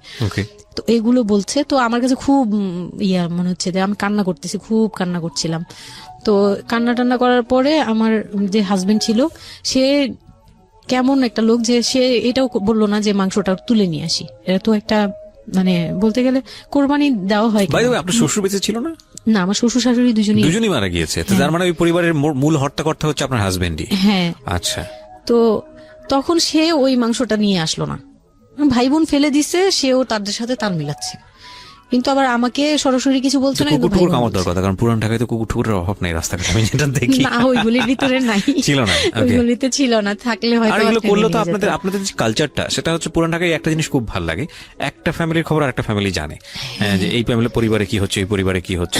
আশপাশে তো খুব মানে ওরা তো খুব লাগানো বাড়ি ঘর, তো সবাই শুনে, এক দেয়াল দুই বাড়ি। তার মানে এগুলো নিয়ে কত কানাঘুষা তো হচ্ছিল নিশ্চয়ই। পুরো এলাকা, আমি যে কি পরিমাণ মানে লজ্জা, মানে অনুতাপ, আমাকে মানে এমন বানিয়ে ফেলছে যে আমি ওই বাড়িতে শুধু ক্লাস 9-এ পড়ো একটা মেয়ে, যেখানে তার মানে রঙিন স্বপ্ন নিয়ে ডানা মেলে বাঁচার কথা, এবং ঢাকাতে বড় হয় একটা মেয়ে। ক্যান্ট ইউ এভার ইমাজিন সেই মেয়েটার ঈদের সময় আমরা সাধারণত দেখি যে সকালে একটা ড্রেস পরবে, দুপুরে একটা পরবে, রাতে একটা পরবে, বান্ধবীদের সঙ্গে ঘুরে বেড়াবে, এবং মানে পাংখা যেটাকে বলে ওইরকম একটা এইজ। সেই সময়টাতে তার মাংস নিয়ে টানাটানি শুরু হয়েছে, এবং তার বাড়িতে মাংস আসলো কিনা সেটা নিয়ে টানাটানি শুরু হয়েছে, এবং সে মহল্লায় বেরোতে পারছে না নিজের মুখ, এবং এভরি নাইট তার উপর ফিজিক্যাল টর্চার। এবং ক্যান ইউ এভার ইমাজিন যে আমাদের সমাজে মেয়েরা, নারীরা কতটা সহ্য করে? কেউ কেউ সুবিধাভোগী অফকোর্স, কিন্তু ম্যাক্সিমাম ফেসটাই হয়তো বা এরকম। এবং এই জন্য নারী নির্যাতন বলে যে শব্দটা না, আসলে এটার যে ব্যাপ্তি, মানে এটার যে কতটা ভায়োলেটিভ হতে পারে, এটার ভেতরে না ঢুকলে আসলে বোঝা যায় না। তারপর কি হলো? তারপর ওই দিন গেল, ওই দিন ওই মাংসটা আমার ওই যে মেঝো দেবর, যে উনি আবার একটু অন্যরকম ছিল, উনি পড়ালেখা করেনি, উনি খুব রাফলি কথা বলতো, উনি জুতার ব্যবসা করতো। তো এমনিতে মেন্টালিটির দিক থেকে বলতে গেলে অনেকে থাকে না যে পড়ালেখা না করেও শিক্ষিত, অনেকে এরকম থাকে, কিন্তু মানে সে পুরোপুরি মানে শুদ্ধ ভাষায় কথা বলতে পারে না, যে একটা লোক খুব ঢাকাইয়া ভাষায় পুরোপুরি গালাগালি, বলতে গেলে প্রত্যেকটা কথার আগে পিছনে একটা করে গালি থাকে এরকম। কিন্তু তারপরেও না, তার মেন্টালিটি আমার ভালো লাগতো। ইভেন নাও আমি এখনো চিন্তা করি যে আমার ওই ভাইয়া অনেক ভালো, হ্যাঁ, ওই দিক থেকে। তো উনি আসছে, উনি এসে এরকম দেখে বাসায় মাংসটা নিয়ে এসে রেখে তারপর খুব গালাগালি করে খুব বাজে ভাবে ভাই বোনদের বললো যে তোরা আসলে মানুষই না, তোরা মানুষ হইলে এই ধরনের এই সিচুয়েশনটা ক্রিয়েট করতি না। মানে উনি উনার মতো করে বলছে, গালাগালি করে, যে এইরকম মানুষ করে, তোরা কি ছোট লোক, জীবনে কি কখনো এগুলি দেখোস নাই, বা এগুলো কি কখনো খাস নাই, বা এখনো কি পাস না, এরকম করার কি আছে, ওর বাসা থেকে আসলে খাবি, এরকম মানে এইভাবে খুব বাজে বাজে 2-4টা কথা বলছে। তারপর তারা গিয়ে ঠান্ডা হয়েছে, আর আমার বলতেছে তুমি এখানে বসে বসে ওদের দৃশ্য দেখতেছো কেন, তুমি উপরে যাও। তখন তার বউর আবার একটু জেলাস হলো যে আমার প্রতি তার কেন এত টান। মানে ওই দিক থেকে আবার মানে ওইটা ওইভাবে দেখলো না যে ভাই হিসেবে বোনকে সেভ করলো, এরকম না। আমি কিন্তু এইভাবে নিয়েছি যে মনে হচ্ছিল যে আমার বড় ভাই, এটা ওদের ভাই না, আমারই বড় ভাই, আমাকে সেভ করলো। আমার কাছে এত ভালো লাগছে, আমি কিছু হলেই বলতাম ভাইয়ারে, যে বলতাম ভাইয়া দেখেন না আমার সাথে এটা বলতেছে, সাথে সাথে নেমে এই কে ওরে গালাগালি করছে, উনি তো গালাগালি শুরু করে দেয়, আর উনারে সবাই ভয় পেত। মানে আমার হাজবেন্ড ভাই বোনের সাথে তাল মিলাতো, আর উনি ছিল একটু ডিফারেন্ট। তো কিছু হলেই উনি বাসায় আসার অপেক্ষায় থাকতাম, উনি আসলে উনারে বলবো। একদম সিঁড়ি দিয়ে ওঠার সময় নামার সময় ভাইয়া আজকে আমার না এটা বলছে, এই সাথে সাথে ভালো হলি। মানে উনি মোটামুটি আমাকে সেফ রাখতো। আর ছোট যে দেবরটা ছিল, ও হচ্ছে একদম কোনো কথাই বলে না, চুপচাপ, ইয়েস নো কিছুই বলে না, চুপচাপ। সে আবার ছিল স্কুল টিচার, মানে ওই পুরো ফ্যামিলিতে ওই এডুকেটেড ছিল, মাস্টার্স কমপ্লিট করা আর কি। ও একটা খুব ভালো সাইড বেছে নিয়েছে যে কথা বলে এখানে লাভ হবে না। না, হ্যাঁ, সে একদম চুপ, নিরপেক্ষ। কারণ তাদের সাথে বলতে গেলে ভাই বোনের সাথে দ্বন্দ্ব হবে, তা আরেকটা দিল, মানে আরেক ধোলাই দিল সবাইকে, ছোট লোক। এখন বল যে ও বাসায় ফোন করে বলছে বা বাসায় গেছে, ও তো কালকে থেকে বাসায় যায়নি, ওর হাত তো ফোনও নাই, ফোন নিলে তোদের কাছ থেকে তো নিতে হবে, তখন আমার হাতে ফোন নেই, তো ও তো বাসায়ও যায়নি। এখন বল যে এটা ও বলছে তারপর ও পাঠাইছে, তোরা এত ছোট লোক কেন, মানে ভাই বোনরাই বলতেছে। তো ওরা তো আর কিছু, হ্যাঁ এটা পাঠানো তো এটা উচিতই, এটা ওদের উচিত, এই সেই, এটা মানে সে তারা তারপরে ছোট হচ্ছে না, তারা মনে করতেছে এটাই করা উচিত ছিল, এটা না করলে আরেকটা কথা শুনাইতাম, এরকম বলতেছে উল্টা। তো এইগুলো করার পরে আমিও আর এগুলা মাথা থেকে ফেলে দিলাম, ভাইয়াও বলে টলে চলে গেল। আর আমার হাজবেন্ড যে ছিল সেও খুব খুশি, সে মানে আমার বাসা থেকে পাঠাইছে এই সেই। তো বিয়ের 4 মাস পরে মেইন পার্ট যেটা, যে আমি কনসেপ্ট করি, তখন আমি বুঝতে পারি না কনসেপ্ট করার 13-14 বছর বয়সে। হ্যাঁ, তখন আমি স্কুল যাতায়াত করতাম, রেগুলার না, আচ্ছা, মাঝে মাঝে রেগুলার, মানে মাঝে মাঝে বলতে আমি চাচ্ছিলাম কি পড়াটা রানিং থাকুক, এক্সাম গুলো দিব আর বাসায় থাকবো। আর বাসা থেকে যখন স্কুল ড্রেস পরে বেরোতাম, আমাকে সবাই মিলে কি যে বলতো, মানে বলার মতো না, এগুলো অকথ্য ভাষা বলতে গেলে, যে মানে নোংরা নোংরা কথা বলতো। তো যাই হোক, ওগুলো আমি কানেও নিতাম না। আমি বলতাম না, আমি স্কুলে যাব। আর যেহেতু বিয়ের সময় বলছে যে ওরে পড়াশোনা করতে দিব, আমার হাজবেন্ড এগুলো বলছে, ও না ও স্কুলে যাবে আসবে সবই করবে। পরে গিয়ে বলে কি, তুমি বাড়ির বড় বউ, তুমি যদি স্কুল ড্রেস পরে স্কুলে যাও কেমন দেখা যায়? আমি তো বোরকা পরতাম। তো বলে না, স্কুলে গিয়ে তো তোমার বোরকাটা খুলতে হয়, অ্যাসেম্বলিতে দাঁড়াও, ওই যে পিটি করো তোমরা, এগুলো তো আশপাশ থেকে দেখা যায়, এলাকার ভিতরে স্কুল। আমার আমার অসম্মান, এটা তার অসম্মান। উনি পড়াশোনা করেছেন আপনার হাজবেন্ড? না, উনি ক্লাস 5 পর্যন্ত পড়ে আর পড়াশোনা করেন। রাইট, ওনার জন্য অসম্মানই হবে এটা। আমি ক্লাস 5 পড়ুয়া যারা আছেন বাংলাদেশ, তাদের সবার প্রতি রেসপেক্ট রেখে বলছি, ক্লাস 5 না, এনার ডিগ্রি পাস করা এরকম অনার্স মাস্টার্স পড়ুয়া এরকম অনেক ছেলে মেয়ে আছেন যারা এই ধরনের মানে আজগুবি ল্যাংরা টাইপ যুক্তি দিয়ে জীবনটাকে চালান। তাদের জন্য এটা আসলে অযুক্তি কি হবে, কিছু করার নাই। হ্যাঁ, তো আমি তখন চিন্তা করছি যে আমি স্কুলে যাব, তো মাঝে মাঝে করতাম কি একটু করেই মানে ম্যানেজ করে যাওয়ার চেষ্টা করতাম। বিষয়টা যদি এরকম হতে ধরেন, আমি জানি না, প্রথমত যেটা ঠিকই হয়নি, মানে কোনো কিছুই ঠিক হয়নি, শুনছি আর মেজাজ খারাপ হচ্ছে আসলে, মানে কোনো কিছুই ঠিক হয়নি। তারপরেও যদি খারাপের মধ্যে ভালোটা চিন্তা করি যে ঠিক আছে, এত কিছু একটা মানুষের এত খারাপ, একটা দুটো দিক তো ভালো থাকতে পারে না। ওর ওয়াইফকে সে সাথে করে নিয়েছে, ঠিক আছে তোমার স্কুলে চলো, আমি তোমাকে পৌঁছে দিয়ে আসি। স্কুল দিয়ে পৌঁছে দিয়ে আসলো, স্কুল থেকে নিয়ে আসলো। কিছু জিনিস হয়তো ওনার আত্মসম্মানে লাগবে, যেহেতু উনি বেশি দূর পর্যন্ত লেখাপড়া করেনি, উনি অনেক কালচারের সাথে অভ্যস্ত না। এতটুকু হলেও তো ও নিজের মনটাকে বুঝ দিতে পারতো যে না, আমার হাজবেন্ড আমাকে কেয়ার করে। মানে স্টুপিডিটির আর কি, মানে লিমিটলেস স্টুপিডিটি যাকে বলে। তুমি অ্যাসেম্বলিতে দাঁড়াবে, সে কারণে তোমার লেখাপড়া বন্ধ, বদমাইশ। তারপর স্কুল বন্ধ করে দিল। না, তখন আমি কনসেপ্ট করি, আমি বুঝতে পারিনি। আমার তখন টেস্ট পরীক্ষা চলছে স্কুলে। তো পরীক্ষা দিতে দিতে আমার মানে শারীরিক পরিবর্তন খেয়াল করলাম, যে আমার বমি লাগতেছে খুব, মানে বইয়ের দিকে তাকাতে পাচ্ছি না, খাতার দিকে তাকাতে মানে মাথা কেমন করতেছে। তখন ক্লাস 9-এ। তখন আপনি জানেন না আপনি কনসিভ করেছেন? না, তখনও মানে এইটার সিমটম ফার্স্ট। তো এইরকম হওয়ার পরে রাতে 11:30 12টার দিকে আমি না খুব গড়াগড়ি করে কান্না করতেছি, জোরে জোরে, মানে খুব গড়াগড়ি করে জোরে জোরে কান্না করতেছে। আমার মাথায় নেই যে কে শুনতেছে কে না শুনতেছে এরকম। তো এটা দেখে তার বোন, যেটা বিয়ে হয়ে গেছে, সে আবার ছিল বাসায়। তো সে দেখে বলতেছে, সে আবার মানে খারাপ লাগছে তার কাছে, বলে চলো এক্ষুনি তোমার নিয়ে হসপিটালে যাব। হ্যাঁ, ওর কি হইলো হঠাৎ করে, কি খাইছিলা তুমি, কি উল্টাপাল্টা কিছু খাইছো কিনা, এই সেই। বলছি না, আমার কেন জানি অনেক পেট ব্যথা করতে, আমি পারতেছি না সহ্য করতে, পেট জ্বলতেছে আমার খুব। তো নিয়ে গেল ডাক্তারের কাছে। তখন ডাক্তার আমার নার্ভস দেখে বললো যে she is pregnant. But 100% confirm করতে পারবেন না আলট্রাসাউন্ড, না এমনিতে, তবে উনি আর কি উনার মতো করে বলছে। আর তখন টেস্ট দিল একটা, যে রাতে নিয়ে যান, ইউরিন টেস্ট টাইপের একটা কিছু বাসায় করা যায়, ওই টাইপের একটা টেস্ট দিল। তো ওইটাই করলাম। বাসায় এসে করার পরে পজিটিভ আসছে, যেভাবে বলছে ওইভাবে করছি, করার পরে পজিটিভ আসছে। পজিটিভ আসার পরে মানে আমার কাছে যেটা মনে হচ্ছিল যে আমি মানে এতটা খুশি হয়েছি, আমি কিন্তু বিয়ে নিয়েও খুশি না। আমার মনে হচ্ছে এটাই আমার অ্যাচিভমেন্ট লাইফের। আচ্ছা, এতটা খুশি হয়েছে আমি বলতে পারবো না কেন। এটা আসলে ন্যাচারালি আল্লাহ হয়তো প্রত্যেকটা মেয়ের মধ্যে এই বিষয়টা দিয়ে দেন, যে নইলে আসলে মা কেন, মানে মা তো মাই, এটা আসলে আল্লাহ গিফটেড। অফকোর্স দেখেন, এরকম একটা ডিফিকাল্ট সিচুয়েশনের মধ্যে, যেখানে 13 বছর বয়সে ওর আসলে এই জিনিসটা ফিল করার কথা না, সেখানে ও ফিল করতেছে, এটা কিন্তু লজিকলেস ফিল, এবং এই ফিলটা সম্পূর্ণই ন্যাচারাল। ওকে, আমার কাছে তখন মনে হচ্ছিল কি যে আমার পেটে একটা জীবন্ত কিছু আছে, এক্স্যাক্টলি, মানে এইরকম ফিল হচ্ছে। আর আমি এটাকে মানে একটা কিউরিসিটিও, যে দেখি তো কি হয়, কতদিন পরে কি হবে, মানে এটা আস্তে আস্তে বড় হবে, এটা কি করবে পেটে, এটা কিভাবে আসবে, মানে দুনিয়াতে কিভাবে আসবে, এটা এইগুলোও জানি না আমি, যে মানে এটা বড় হলে পরে এটা যে কিভাবে দুনিয়াতে আসবে। You feel like it's a game, কোন একটা খেলা, মজার একটা খেলা, হ্যাঁ, যে আমি একটা কিছু পাইছি, এটা নিয়ে থাকা যাবে এখন, এরকম মনে হচ্ছিল তখন। খুব মানে খুব কেন জানি খুব আনন্দ, মানে মা হওয়ার ফিল না, কিন্তু এটা মা হওয়ার ফিল না, কিন্তু কিউরিওসিটির জায়গা থেকে কিছু একটা আছে আমার সাথে, আমি এটা নিয়েই থাকবো এখন, মানে আমি একটা কিছু পাইছি এখন, আর আমি একা না, এরকম মনে হচ্ছে। তো আমি না দৌড়ে দৌড়ে বের হয়ে বললাম কি, ওই যে বোনটা আমাকে রাতে নিয়ে গেছিল ডাক্তারের কাছে, সে তো ছিল রাতে। তো আমি বের হয়ে বলতেছি কি, আপা আমার না এইরকম 2টা আসছে, মানে এই পজিটিভ স্টেপ গুলো আসে যেগুলো বলছি। পরে সে না সাথে সাথে বলে কি, এখন তো আমাদের কদর কমে যাবে আরো। প্রথম ডায়লগ ছিল এটা, মানে মনটা খারাপ করে সে বড় নিঃশ্বাস ফেলে বললো, হ্যাঁ এখন তো আমাদের কদর কমে যাবে, আর তো এখন তো আর কম কম আসা লাগবে। তার সাথে ছোট বোনটা বলতেছে, তুমি না সময় কমে বুঝে কথা বলো না, এইগুলো তো বুঝতে হবে, মানে তাদের মতো করে তারা বলতেছে, যে পুরান ঢাকার মানুষ যেভাবে বলে ওইভাবে বলতেছে, যে এগুলো তো বুঝতে হবে যে এগুলো প্ল্যান করা। মানে আমি ইচ্ছা করে কনসেপ্ট করছি এরকম কিছু বুঝাইছে, কিন্তু আমি তখনও না এই জিনিসটা মানে ঘোলা ঘোলা, আমি বুঝি নাই যে ওরা কি বলতেছে দুইজনে। তা আমি বলি যা মজা তাই বলুক, আমি আমার মতো থাকি।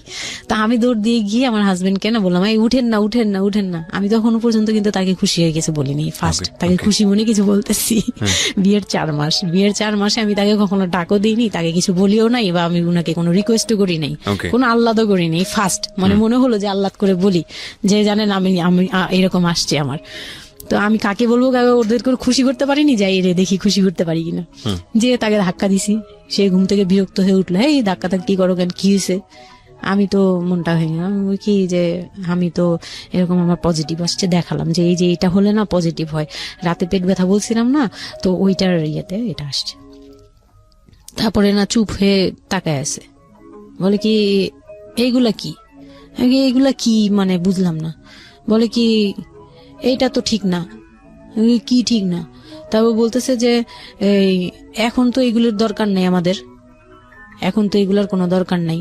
তো আমি বলি আপনি আমার স্কুল যেতে দিবেন না। আমি এবার তখন মুখ খুললাম, আপনি স্কুল যেতে দেন না, তারপরে আর আমি তো এই জিনিস মানে এটা কিভাবে কি হয়েছে আমি তো জানি না। আমি ভাবছি যে আপনি হয়তো বা কিছু করছেন, আমি জানি না। আমি তাকে এইভাবেই বললাম খুলে যে আমি তো আসলে জানি না, যে আমি ভাবছি আপনি চাচ্ছিলেন এই জন্য হয়তো বা এরকম কিছু হয়েছে। আর মানে প্রোটেকশন নেওয়া টেওয়া সবকিছু তার উপর ডিপেন্ড করে। তারপর হচ্ছে এটা বলার পরে না মানে আমি আর কিছু বলার মতো ইয়েতে ছিলাম না, আমি চুপচাপ, যে ওরা কি করবে না করবে আমি কিছু জানি না।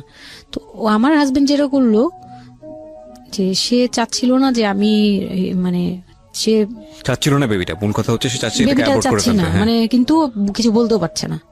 আমি এবার বাসায়ও বলছি, বাসায় সবাইও খুব চিন্তিত আমার এইটুক বয়সে আমি কিভাবে কি করব।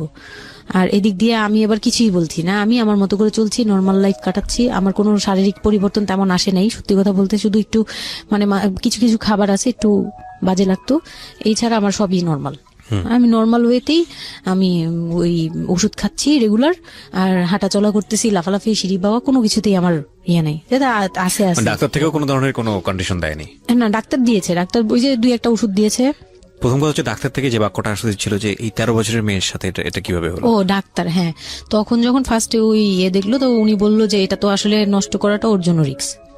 এক্স্যাক্টলি, মানে সব দিক থেকে তো রিস্ক। ডাক্তার যেটা বললো, যে জাফর ইকবাল আমার বাসার পাশেই ছিল উনি, তো উনি আমাকে যেটা বললো যে এই মেয়ের মানে রাখাটাও যেমন রিস্ক, ফেলে দেওয়াটা। আর যেহেতু মানে আল্লাহকে তো সবাই বিশ্বাস করি, তো বলতেছে যে যেহেতু আল্লাহ চাচ্ছে, যেহেতু এসেই পড়ছে, এটাকে নিয়ে আমরা মাতাবুরি না করি, যেহেতু রাখাও রিস্ক ফেলে দেওয়াও রিস্ক, তো রাখুক না। এটা এইভাবে আল্লাহকে নিয়ে বলা যাবে না, এমন বলছে ভুল বলেছে না, উনি বলছেন ঠিক আছে, যদি ভাগ্যে থেকে থাকে তাহলে হবে। আর এই বয়সে হয়, কিন্তু এত অল্প বয়সে নেওয়াটা ঠিক না, উনিও এটা বলছে। তো ওইভাবে ইয়ে করার পরে তো আমি তো রাখছি ঠিকই, কিন্তু আমি তো মানে ওই সময়টা তো ভালোই গেছে। বাচ্চাটা হওয়ার পরে তো আমি বুঝতে পারছি যে আসলে জিনিসটা যে আমার পুরো কত বড় একটা ইয়ে ছিল। এখন আপনার হাজবেন্ড হ্যাপি না, সে চিন্তিত বিষয়টা নিয়ে। তারপরে কি হলো? তারপরে থেকে তার মধ্যে আমার মধ্যে একটা বিরাট গ্যাপ তৈরি হলো। সে আমার সাথে মানে টোটালি মিশে না। ওকে। ওই সময় থেকে যখন শুনলো রাতে 3টা-4টা বাজেও আসে বাসায়, তার মধ্যে একদম পুরো চেঞ্জিং চলে আসলো হঠাৎ করেই। কি কারণে জানি না, মানে আমি নিজেও জানি না আমার কি ভুল ছিল বা কি, আমি নিজেও বুঝছিলাম না তখন। ওই সময় একদিন আসলো রাতে 3:30 না 3টার দিকে, হ্যাঁ 3টার পরে আর কি আসছে। আসার পরে আমি ওই দিন খুব খেপলাম যে প্রত্যেক রাতে আমি একটা অসুস্থ মানুষ, আমি রাত জেগে আপনার জন্য ভাত নিয়ে বসে থাকি, আপনি প্রত্যেক রাতে এরকম লেট করে আসেন, আমাকে গেট খুলে দিতে হয়, আমি ঘুম থেকে উঠেও গেট খুললে আমার খুব কষ্ট হয়, সিঁড়িটা বেয়ে নেমে আমার গেটটা খুলতে হয়, আমার ভয়ও লাগে, আমি কখনো বাসায় একা থাকিনি। ওই প্রথম মানে আমাকে সে চুলে ধরে সে টেনে ও সিঁড়ি দিয়ে নামাইছে, মানে নামায় সে আমাকে বের করে দিবে এখনই। হ্যাঁ, এত বড় ইয়ে হয়ে গেছে, সাহস হয়ে গেছে, এক্ষুনি বাসা থেকে বের হও। সে কিন্তু নেশাও করে নাই, কিচ্ছু না, সুস্থ একটা মানুষ, এরকম করতেছে। তো তার ভাই বোন গুলা এসে বলতেছে আপনি কি মানুষজন কি বলবে, তারা মানুষজনের চিন্তা করতেছে, কিন্তু আমার যে টর্চার হচ্ছে এটা বলতেছে না। এইটা আরেকটা বিষয়, এই যে এগুলো বিষয় আসলে না আমার মেজাজ খুব খারাপ হয়ে যায়। যাই হোক, আপনি যেটা আনছেন আমি খুব সেন্সিটিভ একটা বিষয় একটু কথা বলতে চাই। সেটা হচ্ছে এই যে আপনারা যত মানুষজন চিন্তা করেন নিজের ঘরের ভিতরে একটা মানুষ ঠিক নাই, এটা আমি আপনাদের কথা বলছি না, এটা বাংলাদেশের সামাজিক অবস্থার চিত্র। সেটা হচ্ছে আমরা নিজের ঘরের মধ্যে অনেক সময় দেখা যায় যে আপনারা যখন ঘরের মধ্যে একটা বিপদে পড়েন, আপনার চারপাশের লোকজনকে এসে আপনারা সেটা সলভ করে, তো ফার্স্ট আপনি ঘরের কথা আগে চিন্তা করেন, আপনার মেয়ে কিভাবে ভালো থাকবে সেটার কথা চিন্তা করেন, আপনার ছেলেটা কিভাবে ভালো থাকবে সেই কথাটা চিন্তা করেন। এতে যদি আপনার দুর্নাম হয়ও কিছুটা, সেটা আপনার ওভারলুক করা উচিত।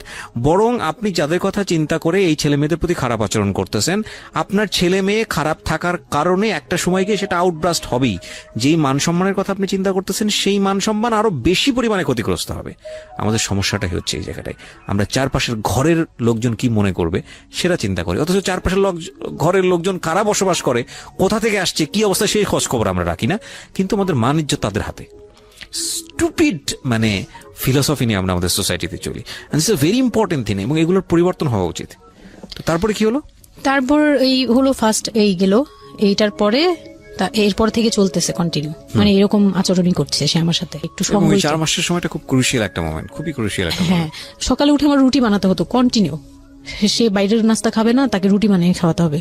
ওই অবস্থায় আমি মানে সকালে উঠে ঘুম থেকে উঠে রুটি বানাতাম, ওর ভাই বোনের জন্য, ওর জন্য, সবার জন্য বানাতাম। এটা না আমাদের সমাজের ছেলেরা না বুঝতেই চায় না, এবং এটা নিয়ে আমাদের কোনো শিক্ষা নাই।